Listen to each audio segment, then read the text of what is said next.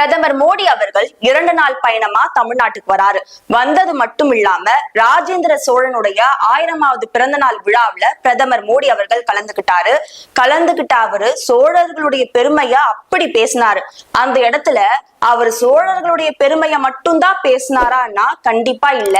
சோழர்களுடைய பெருமையை பேசுற விதமா பாஜகவுடைய பெருமையும் அங்க பேசினாரு மோடி அவர்கள் அப்படின்னு தான் பார்க்கப்படுது. ஏன்னா என்ன பேசினாலும் அத பாஜகவோட ஒப்பிட்டு பேசியிருந்தாரு பிரதமர் மோடி அவர்கள்.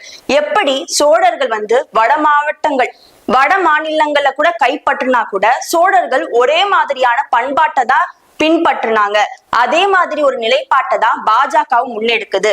ஒரே நாடு ஒரே சட்டம்ன்ற ஒரு கொள்கைய பாஜக முன்னெடுத்துட்டு இருக்கு அப்படின்னு சோழர்களுடைய பாஜகவை ஒப்பிட்டு பேசியிருந்தாரு. இது மட்டும் இல்லாம சோழர்கள் தான் நவீன இந்தியாவுக்கு விதை போட்டவங்க. அதே மாதிரி பாஜகவும் நவீனமான இந்தியாவுக்கு ரொம்பவே முக்கியத்துவம் கொடுக்கறாங்க.